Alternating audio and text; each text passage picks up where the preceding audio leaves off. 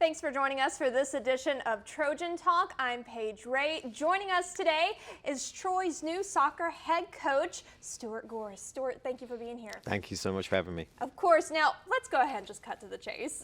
Obviously, you're not from maybe this area, Nope. so give us your background, Coach Gore. Originally from just north of London, England, a little town called Dunstable. Played soccer since I was knee high to a duck, and I haven't grown much since then. And then came to university over here after playing professionally in England, and went to University of Montevallo, 2 hours north of us. So have a very unique knowledge of the state of Alabama. Absolutely, absolutely. That's really neat that you've been here before, because you've driven through this area before, but little did you know back then this is where you were going to end up and have a career here. No. So welcome back, I Thank guess you. I should Appreciate say. it. Walk me through your coaching background. I know you have a rich history in the places that you've been, so kind of tell us about your achievements in the places and roles you've served in. Obviously was coaching in New Jersey and got the opportunity to go start a program in Ohio in the NEI, and I remember that was my first college coaching gig, and I sat down at my desk and didn't have a single clue of what to do, didn't know how to recruit, and then we had to put a team on the field in 8 months, and then had great success. Won 4 or 5 conference championships, 4 Final Fours, and thankfully won a national championship. Otherwise, I still think I'd be there chasing that dream. And then moving on to JMU, or obviously now in our conference, and winning the regular season of CA there, and then end up sort of at North Dakota, and from there to go to Northwestern State, and win the regular season conference tournament, which hadn't been done in I think 21 years, and then go to the first round of the NCAAs and score the first ever goal in Northwestern State history in the first round of the NCAA tournament. When I said rich history, I meant rich history. It's a good story. Tell me how you ended up here in Troy.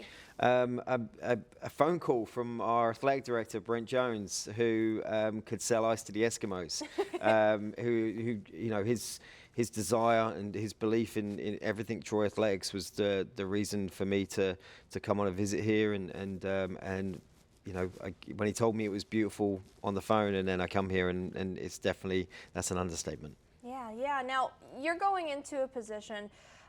All of us hope it's going to be a much better season. We're going to have, wins, and we're going to improve this program. What are your goals and your expectations for this team? I think, I think the girls want to win. I think it's just bringing stability to them, and understanding, right now I think they're looking at me going, with 3 coaches in 3 years, probably looking at me asking, how long is he going to last? And I get that. So, re-establishing, some respect with them, and I want, for me, it's all about female empowerment. I want to empower them as young women. They have a voice. They're going to go on after this and go into the working world, and they realise their opinion matters, and they should have their opinion.